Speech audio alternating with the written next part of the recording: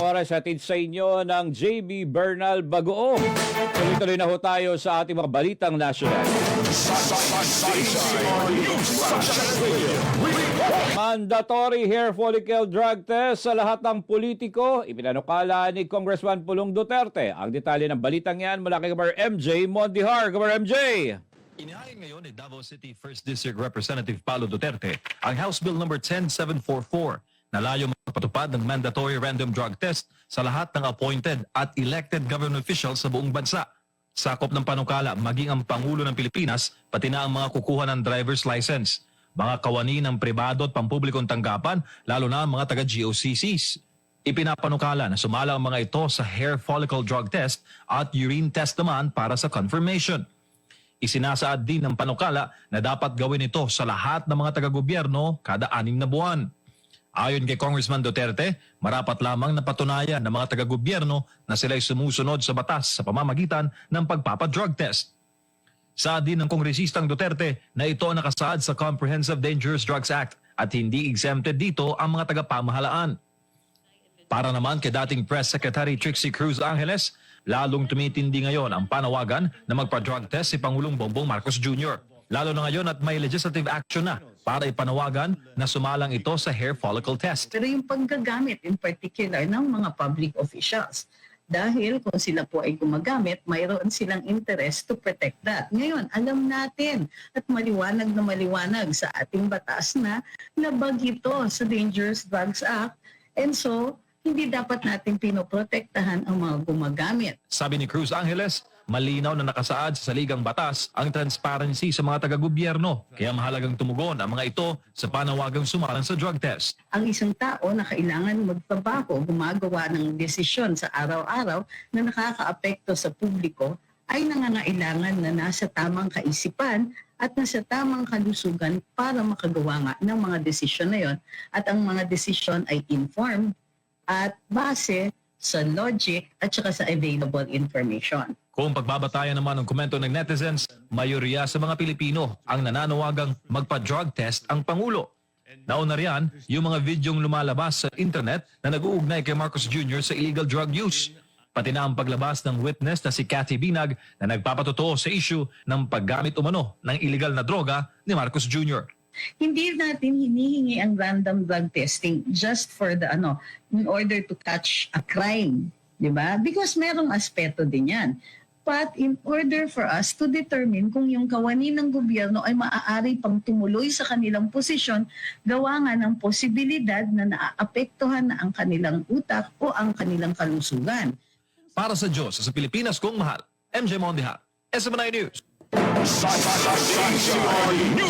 Samantala, panalangin ng mga KOJC missionaries na gambala sa pag-jogging ng mga pulis na naka-full battle gear. Ang detalye ng balitang yan mula kay Kabar Jason Rubrico. Kabar Jason! Ang taimtim na pananalangin ng mga misyonaryo ng The Kingdom of Jesus Christ. Muling ginambala ng mga pulis. Pero ngayon, kakaibang estilo na naman ang ginawa nila. Saan ka ba nakakakita ng mga daan-daang naka-full battle gear na pulis habang nagja-jogging? Dito lang yan sa tapat ng The Kingdom of Jesus Christ, alas 5 ng umaga nitong araw ng Martes. Gaya ng madalas nilang gawin, mga mata lang nila ang tanging nakikita at nakatabon din ang mga nameplate. 2005 is Pero nang biglang tumunog ang sirena sa loob ng KOJC Religious Compound, biglang nag-U-turn pabalik sa Camp Katitipan ang mga pulis.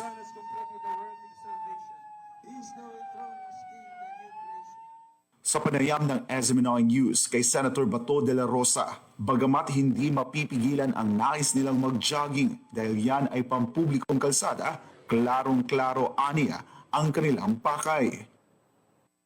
talaga na masyado talaga kung ano yung purpose ng kung intimidate ko sinong dapat makikita. Sige lang, take and take lang tayo, take and take lang tayo. Nothing is forever. Matatandaan na ginawa rin nila ito sa Barangay Tamayong kung saan matatagpuan ang Prayer Mountain, isa sa mga KOJC religious compound na nilusob noong June 10, 2024. Nagsagawa sila ng foot patrol sa nasabing barangay at wala ring imik ng tanungin kung ano ang kanilang pakay sa lugar. Nagdulot ito ng pangamba sa mga residente ng tamayong, lalo na sa mga bata. Pino na rin ni Senator Bato ang labis na puwersang ipinapakita ng mga kapulisan na halos kinakalaban na nila ang mga Davaoenyo dahil lang sa kanilang nais na maaresto si Pastor Apollo C. Kibuloy. In their quest na maaresto si Pastor Apollo Kibuloy, halos lahat na ng tao ng Davao kinakalaban na nila, hinaharas na nila at kanila nang ina-antagonize. Mali po na approach yan. Maling-mali na approach yan. Dagdag pa ni De La Rosa, nag-aaksaya lang ng resources ang pambansang pulisya. Aniya, injustice ang kanilang ginagawa sa Davao. Hinahanap mo isang tao, 4 na tao na may warrant of arrest. Granting na yun nga, duty niya na hanapin yan. But in doing so, you need not antagonize the whole community of Davao City na parang hinaharas na niyo palagi, nagsusubos na lang kayo palagi. That's a waste of resources. You intimidate your own people kasi hindi niyo makita yung hinahanap niyo na may warrant of arrest. I-intimidate niyo ang kalahatan ng mga tao. That's unfair. That's injustice. That's unjust sa mga tao ng Davao. Kamakailan lang ay nakatanggap ng impormasyon ang KOJC Legal Counsel mula sa isang reliable source na muling lulusubin ng mga pulis ang mga religious compound. Dahil dyan, may babala si Attorney Israelito Turion. This serves as a warning po sa mga kaibigan po natin ng mga Davao City Police, no, na gagamitin sa second wave daw. Nakareceive ako ng text messages kanina po na nag-create daw ng team na lulusob na naman daw sila dito sa compound ng KOJC. Pakisabi lang po sa inyong general na kung wala kayong alias warrant of arrest, no? Ilang beses na po kayo nag-serve po dito sa KOJC. Definitely the KOJC authorities may not allow you anymore to enter the properties voluntarily, no? And you might be included in the cases that will be filed. Pasensyahan na po. Wala pong personalan ito. Please require your general. Ask your general, sir, meron ba tayong alias warrant of arrest po dito? Kasi kailangan tayo na mag-file ng motion pursuant to the rules eh. Madaling araw ng June 10, 2024, nang lusubin ng pinagsanib na puwersa ng PNP SAF CIDG ang 4 na religious compound ng KOJC na nagdulot ng takot at trauma sa mga KOJC missionary at sa mga bata. Nagresulta rin ito sa pagkasawi ng 2 miyembro ng Blaan Tribe sa Kitbog. August 5, 2024 naman, nang lusubin ng mga pulis ang KOJC farm sa Barangay Tamayong kung saan pinagsisira nila ang mga kabahayan ng mga KOJC missionary. Sila ay pinadapa at tinutukan ng mga dekalibreng baril.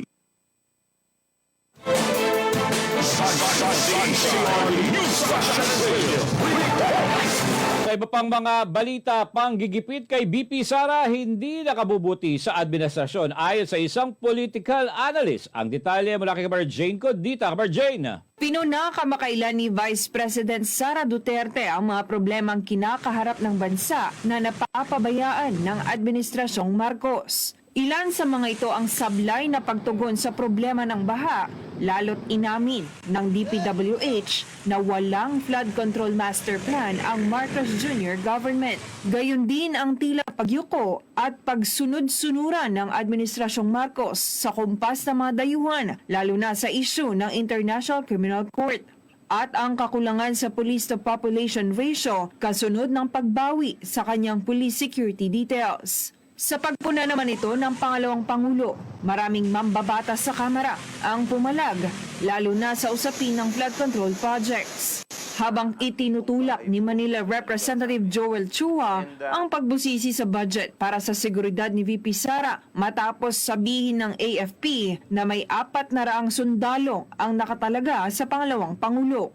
At kaugnay sa pagbanat ni VP Sara sa administrasyon, sinabi ni dating presidential spokesperson Attorney Harry Roque na hindi malayong may maghain ng impeachment complaint laban dito. Bagay na hindi rin daw isinasantabi ng Kamara bagamat wala pang formal na reklamo.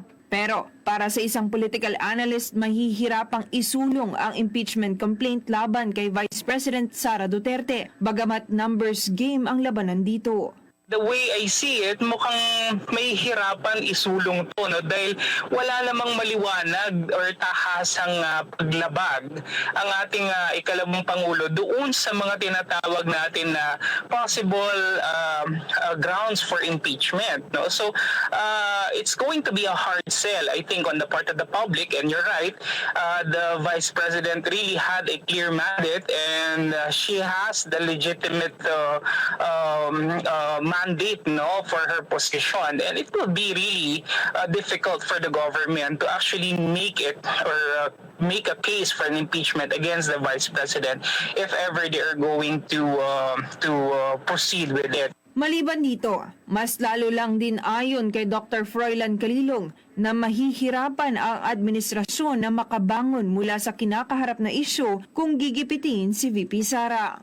Kung titignan naman natin ang ating namang mga kababayan ngayon, mapagmasid. I think they are very much more discerning right now of the things that are happening. Of course, there is the presence of not just the mainstream media, but of course the social media, which I believe is very, very potent right now, especially in shaping public opinion. So I think what the government should do right now is to carefully tread itong political line na to, no? Kasi medyo mahihirapan talaga sila rito kapag lalo na kapag masyado nilang ginipit yung ating ikalawang Pangulo. Naniniwala rin si Calilong na kaya ginigipit si VP Sara ay dahil baka isiwalat nito ang kalakaran ng kasalukuyang gobyerno lalo't naging bahagi siya nito.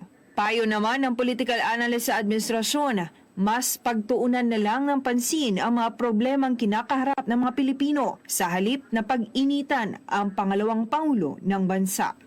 Ito si Jane Cunita, inyong citizen correspondent nag-uulat para sa Diyos at sa Pilipinas nating mahal.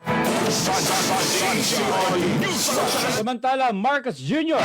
at mga gabinete nito walang paninindigan. Ayon yan kay Senator Bato. Alamin natin ang detalye ng balitang yan mula kay Mar Angel Pastor. Mar Angel! Inihayag nga kamakailan ni Solicitor General Menardo Guevara na bagamat hindi raw obligado ang Pilipinas na makipagtulungan sa International Criminal Court o ICC, ay hindi rin naman daw hahadlangan ng gobyerno ang prosecutor ng ICC na mag-imbestiga kaugnay sa war on drugs ng Duterte administration. Sa panayam ng SMNI News, sinabi ni Senator Ronald Bato de la Rosa na walang paninindigan ng gobyerno sakaling hayaan nilang makapasok ang ICC sa bansa. Taliwas daw kasi ito sa paulit-ulit na sinasabi noon ni Bongbong Marcos Jr. na hindi makikipagtulungan ang kanyang administrasyon sa ICC dahil wala naman itong jurisdiction sa Pilipinas. It clearly shows na kung yun, sabi mo, hindi mo na-recognize, hindi ka mag-cooperate, pero inaalaw mong pumapasok dito sa ating bansa para makialam, mag-conduct ng investigation, makialam sa ating domestic affairs. Meaning to say, allowing them to enter and conduct their own investigation is tantamount to surrendering the jurisdiction to these people. Parang gano'n inalaw mo, pinapasok mo. So ibig sabihin, sinurinder mo yung sovereignty mo sa kanila. Dahil dito, muling pinasaringan ni Senator Bato ang Administrasyong Marcos dahil sa magkakaibang mga pahayag ng Pangulo at ng kanyang mga gabinete. Kung gano'n man ang nangyayari, wala siyang control sa kanyang mga gabinete. Iba yung kanyang policy direction na tinatahak. Iba naman ang ginagawa ng kanyang mga miyembro ng kabinete. So that goes to show na ating Pangulo ay walang control sa kanyang kabinete. Or pwede rin na kung ito'y sabihin ng kanyang mga kabinete na under instruction sila ng presidente yung kanilang ginagawa, na yan ay malaking posibilidad na nagdudouble talk yung ating presidente. Iba ang sinasabi, iba ang ginagawa sa likuran. So walang sincerity kapag gano'n. Ang gagawin ng gobyernong ito ay taliwas sa kanyang sinasabi. Kung talagang gagawin na yan, ibig sabihin, walang panindigan ang gobyernong ito at ito'y bali doble kara. Doble kara ang gobyerno na ito kung gano'n ang mangyari. Kamakailan lang ay nakatanggap ng email si Senator Bato mula sa ICC para magsagawa ng panayam, pero hindi ito pinansin ng senador dahil nagdududaan niya siya sa authenticity ng naturang liham. Hindi ko sinagot dahil kung mag-engage ako sa kanila, that would be tantamount to recognizing their jurisdiction over my person. So hindi ko sinagot yung kanilang email. Unang-una, nagdududa pa ako kung ito ay talagang authentic na ICC. Baka mamaya may mga scammer lang ito, no, na sumasakay sa sitwasyon dahil walang klarong heading, walang klarong signatory. Basta technically, hindi ko masabi talaga kung totoo itong ICC. Baka sumakay lang ito sa issue. Sa huli, ito ang ginit ni Senator Bato sakali anyang totoo na galing sa ICC ang naturang liham. Kung ito man ay sakaling talagang authentic ito, ay, as I've said, my stand is not to cooperate with them because I do not recognize their jurisdiction in the first place. Para sa Diyos sa Pilipinas ko, Mahal Angel Pastor, SM9. Sa iba pang mga balita, political strategies na tuwa sa maayos sa operasyon ng NBI sa KOJC. Alamin natin ang detalye balitang yan mula kay Kapar Almar Porzuelo. Kapar Almar. Pinatunayan ng National Bureau of Investigation or NBI Region 11 na pwede namang maisilbi ng mga otoridad ang anumang warrant laban sa mga akusado sa isang maayos at payapang paraan. Matatandaan na nitong Agosto 9 taong kasalukuyan, muling isinilbi ng NBI 11 ang warrant of arrest laban kay Pastor Apollo C. Kibuloy at iba pang akusado sa KOJC compound sa Davao City. Hindi lang ito ang unang pagkakataon na pumunta sa mga religious compound ng NBI 11, ngunit wala sa mga nasabing lugar ang kanilang mga hinahanap. Patunay na nagsasabi ng totoo ang mga KOJC members na matagal na silang walang komunikasyon sa butihing pastor. Maliban dito, pinatunayan din ng NBI 11 na ang pagsasagawa ng search operation sa loob ng nasabing religious compound ay hindi aabuti ng isang buwan, taliwas sa gustong mangyari ni Nick Torre ng PRO 11. Dahil sa payapa at maayos sa pamamalakad ng NBI 11, hindi may tago ng isang profesor at political strategist ang kayang tuwa dahil sa panahon ngayon ng martial law ay mayroon pa rin mga mabubuting alagad ng batas. Sa panayam nga sa Minoy News kay Professor Malu Tikia, dahil sa ginawa ng NBI 11, maari silang gawing modelo lalo na sa pagsisilbi ng warrant of arrest. Natutuwa ako na meron tayong isang NBI na sumusunod sa batas. Kasi ito, magiging modelo ito eh. Paano ba tayo mag-execute ng ating warrant of arrest. Ako'y nagagalak na merong ganito. Hindi ko alam kung inaayos na nila ang tungkulin nila. Base sa Revised Rules of Criminal Procedure Rule 113 Section 2, nakasaad na hindi kailangan ng dahas o puwersa para magsagawa ng pag-aresto. Para kay Professor Malu Tikia, marami nang nilabag na batas ang PNP sa patuloy nilang pangahara sa KOJC. Maling-mali ang PNP. Alam mo, ang daming operational errors na nangyari dyan sa KOJC, from the attack to the raid to the illegal search at saka yung pagmaman nila ng checkpoints, no? Biro mo nakatakip ka, wala kang pangalan. Hindi ho tayo nasa estado ng martial law. Hindi ho tayo police state, tayo ay civilian. So again, ilinalagay natin yan sa hapag ng namumuno sa pamahalaan na ito dahil maling-mali po yung ginagawa nyo. Hindi rin niya lubos maisip kung bakit sa Davao City tinuon ng PNP ang kanilang atensyon, gayong mas maraming malalaking problema ang dapat natutukan ng kapulisan. Secondly, why select Davao City? I mean, I don't understand that. There are so many problem areas. If you're going to follow si Marbil, ang sinabi niya, yung police to population ratio, ay tingnan ho natin sa Metro Manila, marami ho tayong problema dito. Yun na lang nawawalang mga bata. Hindi ba yung problema? Yung pagtaas ng illegal drugs. Hindi ho ba yan problema? Sa kabuuan, sinabi ni Tikia na ginagamit ngayon ng Marcos administration ng PNP bilang private army at wala na anyang ginawa ang kasalukuyang administrasyon kundi ang labagin ang karapatan ng mga Pilipino. There's total disregard of rights. This is an administration where they treat the PNP as their private army. Para sa Diyos at sa Pilipinas kung mahal, Almar Forzuelo, SM